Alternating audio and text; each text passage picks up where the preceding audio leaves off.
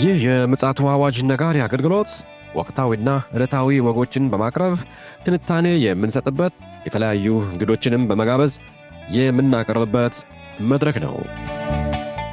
መረጃዎችን ያጠናከረ ይዞልን የሚመጣው ፓስተር አለማየሁ ነሙ ሲሆን ፕሮግራሙን የመራና መሰናዶውን ኤዲት በማድረግ ወደ እናንተ የሚያቀርበው ይልቃል አስራት ነው።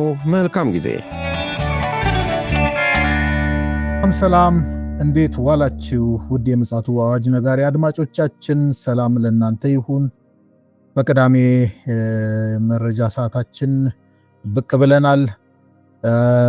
ኋላ ላይ እንግዲህ ቀጥታ ስርጭት ስለሚኖረን አንድ መረጃ ለእናንተ ለማቀበል በቅድሚያ ብቅ ብለናል። ፓስተር አለማየሁ መስመር ላይ ይገኛል። ከሱ ጋር ወቅታዊ የሆኑ ክስተቶችን ወደ እናንተ የምናደርስበት ሰዓት ነው። ከዚች መሸጋገሪያ በኋላ ተመልሰን እንመጣለን። ፓስተር አለማየሁ መስመር ላይ አለ። ከእርሱ ጋር ጥሩ ጊዜ ይኖረናል። መልካም ጊዜ።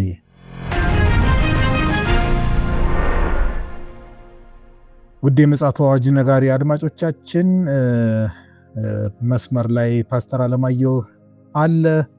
መረጃዎችን ሊያቀብለን እንግዲህ ብቅ ብሏል። ምን ይሆን ይህ መረጃ? በቅድሚያ ከሰላምታ በኋላ የምናገኘው ይሆናል።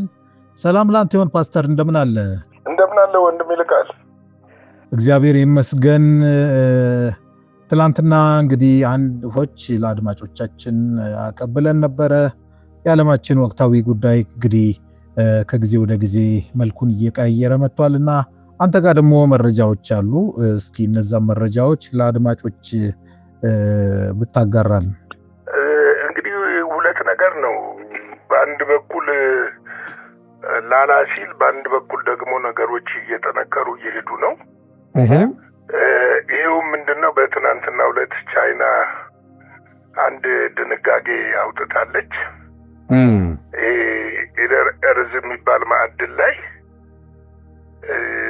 እንግዲህ ቻይና እና አሜሪካ የሚታወቁት በንግድ ፍጥጫ ነው። ከተወሰነ ጊዜ ጀምሮ ወደ ወታደራዊ ፍጥጫ መሸጋገሩ ይታወቃል። ልክ ነው። ነገር ግን አሁን ላይ ቻይና የወሰደችው እርምጃ አሜሪካንን በጣም በጣም በጣም በጣም አስቆጥቷቸዋል።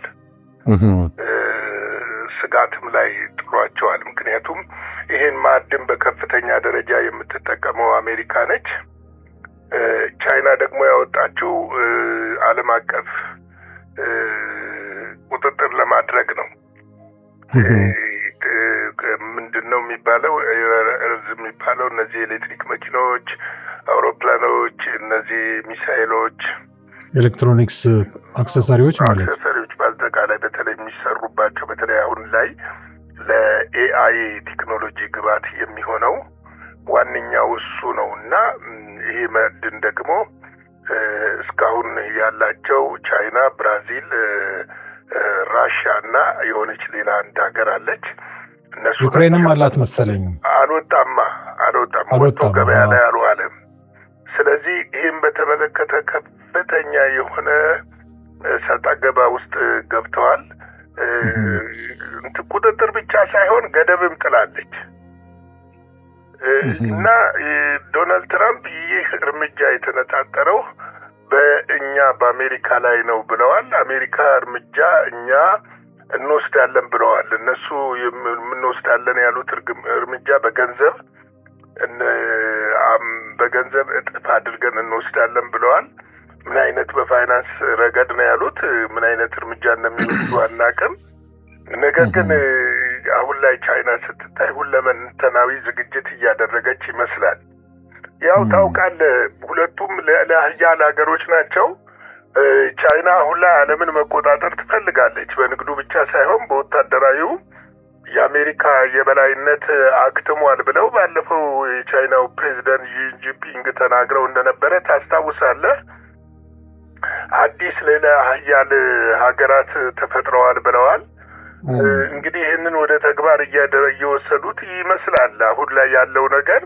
ነገር ግን አሁን ይሄ አሁን ከነበረው እስከዛሬ ከነበረው ወታደራዊ ፍጥጫ ወደ ከፋው ወታደራዊ ፍጥጫን ይወስዳቸዋል። ምክንያቱም አሜሪካ 70% የምታስገባው ቻይና ነው። አዎ ከቻይና ነው። ደግሞ ማዕድኑን አውጥቶ ወደ ምርት ለሌሎች ሀገሮችም ጋር እንኳን ቢገኝ ወደ ምርት ለመለወጥ ቢያንስ ረዥም ጊዜ ይፈጃል። ስለዚህ ምናልባት የአሜሪካ ኢኮኖሚ ደግሞ እነዚህ በተለይ በሳተላይቶች ጀቶች፣ አሁን እነዚህ ዘመናዊ ጀቶች፣ ድሮኖች፣ ማይክሮቺፕሶች፣ የተለያዩ ነገሮች የሚሰሩት በእነዚህ ነገር፣ ኮንዳክተሮች የሚሰሩት በእነዚህ ነገር ስለሆነ እንግዲህ ይሄ ሁኔታ በጣም አሜሪካን አስግቷታል እና ቻይና በዚህ ሁኔታ ላይ ነው ያለችው። ከፍተኛ ውጥረትን ፈጥሯል አሁን ላይ። ይህ በእንዲህ እንዳለ የአሜሪካው ፕሬዚደንት ሰኞ ዕለት ወደ እስራኤል ቴልአቪቭ እንደሚያቀኑ ተነግሯል።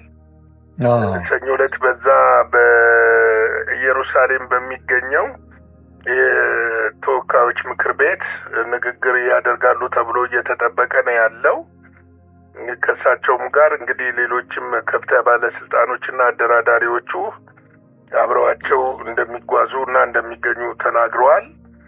ከፓርላማው ንግግር በኋላ ሰኞ ዕለት እንግዲህ በጠዋት ይፈታሉ የተባሉት ከነሱ ጋር ይሁን ከቤተሰቦቻቸው ጋር ግንኙነት ያደርጋሉ ከካቢኔውና ከታጋቾች ቤተሰብና ከታጋጆች ጋር ይመስለኛል ግንኙነት ያደርጋሉ እና ይህንን ግንኙነት እንደጨረሱ ቀጥታ ወደ ካይሮ ያመራሉ፣ ወደ ግብጽ።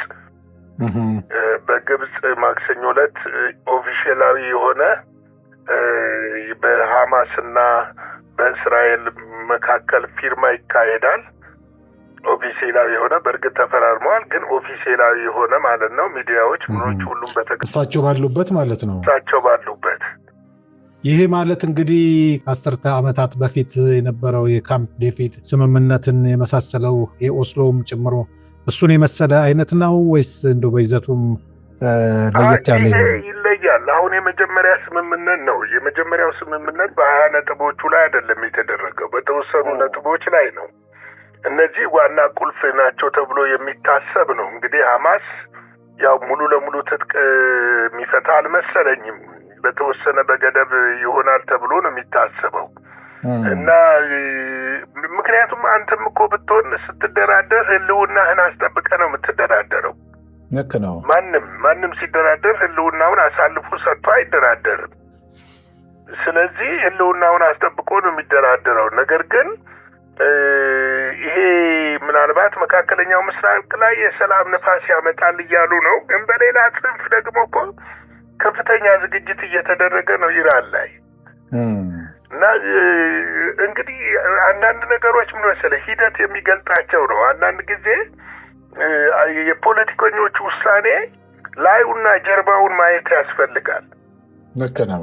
አዎ ላዩንና ጀርባውን ማየት ያስፈልጋል እና ላዩን ብቻ አይተህ ጮቤ የምትረግጥ ከሆነ ጀርባው ምንድን ነው የታቀደው የሚለውን ነገር ማወቅ ያስፈልጋል።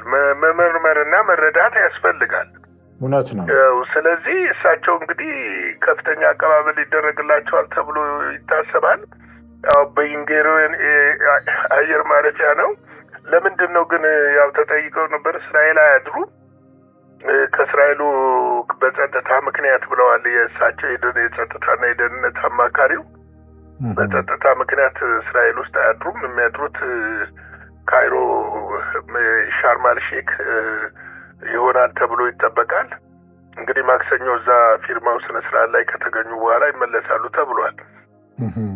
እንግዲህ ዓለማችን እንደዚህ ነች። በአንድ በኩል ስትወጠር በሌላ በኩል እየረገበች ይመስላል። እንግዲህ ያዝልቅ ነው የምንለው እኛ ሰላሙን። በቀጣይ እንግዲህ በሂደት የምናየው ነገር ይሆናል ብለን እናስባለን። ያው እንግዲህ እሳቸው ዶናልድ ትራምፕ የልፋቴ ውጤት ነው እያሉ ነው። እንደው እዚች ላይ ላክልልህ ኖቤል ሽልማትን ለማግኘት በጣም ጓጉተው ነበረ በዚህ ምክንያት። ነገር ግን የኖቤል ሽልማትን ወደ ሌላ ቦታ ሄደ። ወደ ምንድነች የምትባል ሀገር እዛ የፖለቲካ ላቲን አሜሪካ ከአሜሪካ ጋር ተጻራሪ የሆነች ሀገር ነች። እዛ ሀገር ላይ የተቃዋሚዎች መሪ የሆነችው የቬንዙዌላ ማሪያ ኮሪያና ነች እንትኑን የወሰደችው ሽልማቱን። እሳቸው በጣም ይገባኛል ብለው ነበረ። በተለይም የእሳቸው ጽሕፈት ቤት መግለጫ አውጥቷል። ለፖለቲካ ከሰላም ይልቅ ፖለቲካን ያስቀደመ ድርጅት ብለውታል።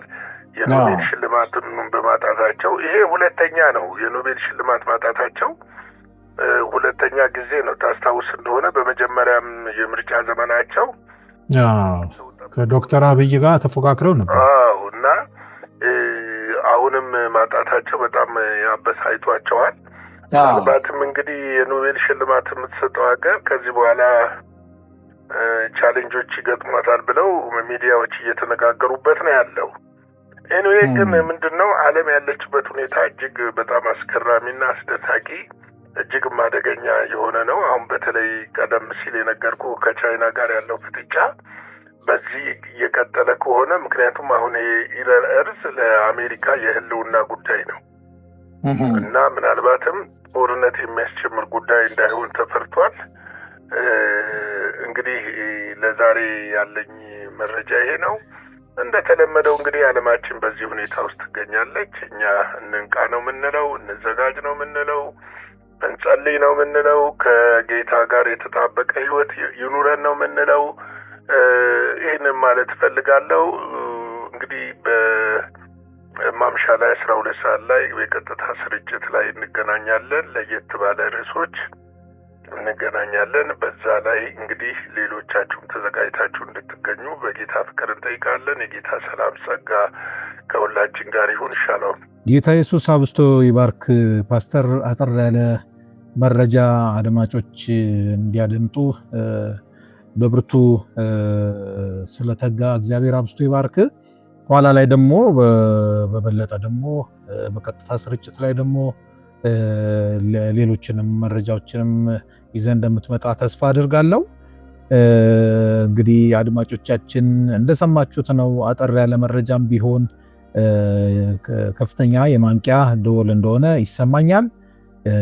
እንግዲህ ሁለት መልእክት ነው ያስተላለፈልን ፓስተር። በፍጥነት ሂደቶቹ እየሄዱ ነውና አበክረን እንግዲህ እንድንዘጋጅ ንቁ እንድንሆን የሚያስተላልፍ መልእክት ነው። ኋላ ላይ እንግዲህ እንገናኛለን። ውድ አድማጮቻችን በቀጥታ ስርጭት ፓስተር ይገባል። እዛ ላይ ደግሞ እናገኘዋለን በሰፊው። ለአሁን ግን ይህን ይመስላል ያመጣነው መረጃ። መልካም ጊዜ ይሆንላችሁ። ሻሎም። ለዛሬ ይዘን የመጣነው ወቅታዊ መረጃ ይህንን ይመስል ነበረ። በሌላ ጊዜ በሌላ መሰናዶ እስከምንገናኝ ሰላም ለእናንተ ይሆን።